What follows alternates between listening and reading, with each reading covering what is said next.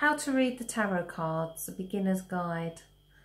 Every single person has the ability to read the tarot. The cards themselves are not as complicated as most people try to think they are, and we get bogged down with books, lots and lots of books, in the hope that we will get the answers that we seek. And sometimes we look at a book and we look at a card and we think, well, actually they don't tie up, and that's because the card is, or each deck is as individual as what you are, and your interpretation of the card is your interpretation. So there is no right or wrong way. It's a matter of personal experience and choice. So the very first thing you do, you have your tarot deck. To clear the cards, I was always taught to shuffle the cards. It's the easiest way. Now we can read the tarot two different ways. We can either read the cards psychically and use our intuition, or we can look in books for the answers. And I guess that most people would do a combination of the both, because what we think we see in the cards, we like to go and we like to get validation. Nothing wrong with that. But what I would say to anybody who's just starting out with the tarot is you don't need your book. The way I was taught, I had my cards for many years before I actually got to grips with them, and the way I was taught was giving a one-word interpretation for the cards. For example, the Fool is innocence, the Magician is the male energy, the High Priestess is the divine feminine energy, the Empress is the mother, the Emperor the father, the Hierophant the teacher, the Lovers, obviously lovers, 7, the Chariot is ego, 8 is strength, 9, the Hermit is awareness, and then 10, the Wheel, which is the circle of life. So kind of, if you interpret the cards as just having that one word meaning, if we look at, say, just one card, the Empress, and you look at the mother figure, the mother figure for you is totally different to what the mother figure to me might be, because of the experience I had as a child compared to the experiences you had as a child. So we'll see those different figures throughout the major arcana, comparing to the experiences that we've been through ourselves. So that's kind of how I like to look at each of those major arcana. Okay, so you've got your tarot cards and you've shuffled them to clear them. So the next thing you need to do is sit quietly. Take a few deep breaths in. Breathe in through the nose. Close your eyes and breathe out through the mouth. This is where you'll get that connection to spirit, that connection to your inner self, that will guide you to interpret the cards in the way that's right for you. And then just pull yourself one card out of that pack. If a card falls out of the pack as you're shuffling them, then that card is the right one. Now, a fantastic thing to do if you are looking for a specific answer, or if you ask the question, what do I need to know right now? What is it I should be doing? Or is he the right person for me?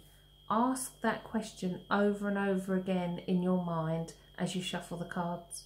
Because if you do that, you're putting your energy of that thought process into the cards, and that's how the cards will come out with the correct answer for you. I've been doing the tarot for many, many years, and I've yet to find a reading or a situation where the cards do not fit that situation for that person that I'm reading for. And that goes for myself as well, when I do pull cards for myself. So you've sat quietly for a few minutes, you're shuffling your cards, you're thinking about what question you want answered, and you pull a card out. Now I'm going to shuffle the cards that I've got here so we can have a little example.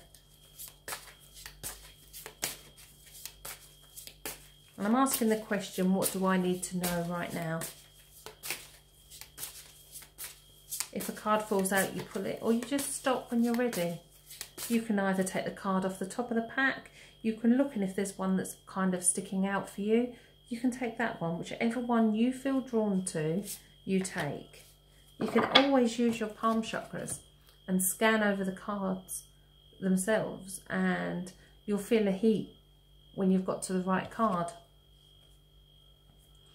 Okay, so then you look at your card and you look at what the symbols are in that card. And I've pulled the Eight of Pentacles for myself, for what do I need to know right now. Now, the Eight of Pentacles is a work-related card, and it's very significant for me with regards to my job at this precise moment in time. And it's kind of a card of all work and no play. And again, that message is very clear for me. So we look in the picture of what's going on. Well, there's a robin who is a spirit messenger. We have the cat that's actually lazing down, having a very nice, easy time of it. There's another robin in the tree. But this guy is working so hard that he's not really taking much notice of what's going on around him. Now, I can fit that to my situation right here, right now, perfectly. If you get a card and you look at the symbols, look at the things that are in the card. I mean, the first thing that I noticed was the robin, because I know the significance of a robin and the spiritual significance of a robin. So the fact that he's in the card tells me that spirit are guiding me with regard to work. And that's a massive thing for me right now. So that's spot on. If you don't find any symbolism in the card that you pull, then you can ask for a clarifier. And again, shuffle the cards and ask for a clarifier for the whatever card it is. Say it out loud. Say the title of your card out loud. So I'm going to say the Eight of Pentacles. Please, can you give me a clarifier as to why I've pulled that card today? And as I do that, there's one that's poking out.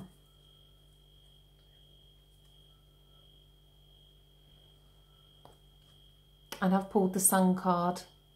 Again, the symbolism in the card is so important. So look for it. Look for the colours. Look for animals. Look for totems.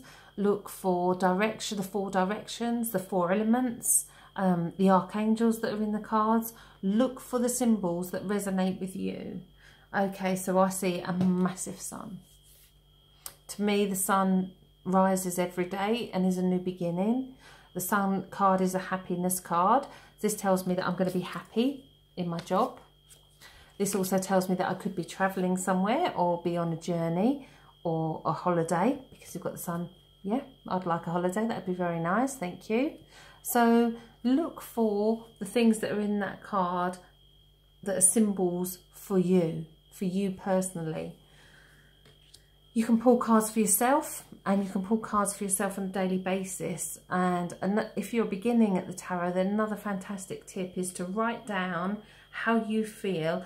Write down the card that you've pulled for that day. Find yourself a journal, a tarot journal, and write down the card that you've pulled for that day, what's going on in your life on that particular day, and the card and how that card makes you feel, what you feel that card is symbolising for you.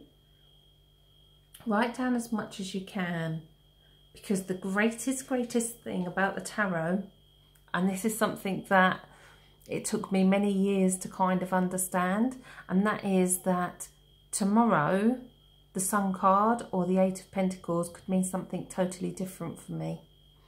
It depends where you are in life and your situation on that current day as to what that card means for you or for the person that you could be reading for.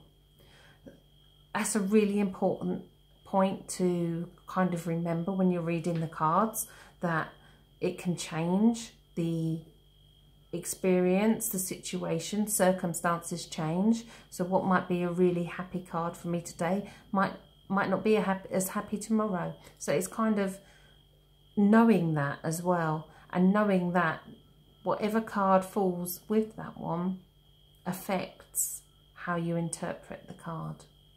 But look for the symbols, look for anything that stands out for you.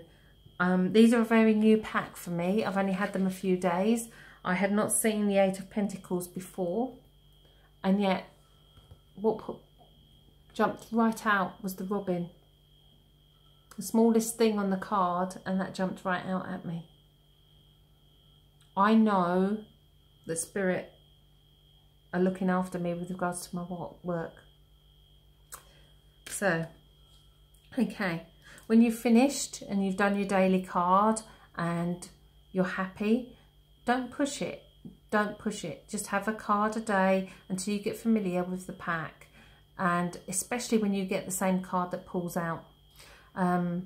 Another fantastic thing that really got me into the tarot was working out what my personality card, soul card and hidden teacher card is, because it's when I realised that those numbers were perfect for my situation. Judgment is my personality card, and my hidden teacher is justice, and fairness is probably the biggest thing in my life. I love to see people treated fairly, and unfairness is something that really annoys me. So having that knowledge of those, how could those cards tell me that when all they had was my date of birth?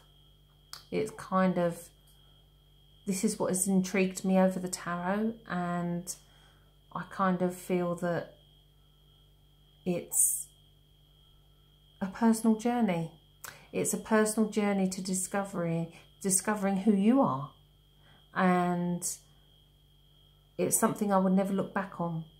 So you've read your card for today, you've written your journal. Close yourself down and say thank you to the cards. Thank you for giving that insight. Thank you for what they've what you've achieved as well through that particular card. And then you put your cards away in a safe place. Now, there are lots of myths that you need to wrap them in silk and whatever. Personally, as long as you've got somewhere that you are happy with your cards, I have bags for my cards because they're easier. Boxes get torn and what have you, so I tend to kind of keep mine in bags, but it's down to personal choice as well. Okay, so thank you for listening to the video. This is going to be kind of a step-by-step guide into the different cards. I will go through my interpretations of each card, and if you would comment as to yours as well, then that would, I'd really be interested in that. So if you wouldn't mind doing that, that would be fantastic. Please subscribe to my channel and like the video, and thank you for watching.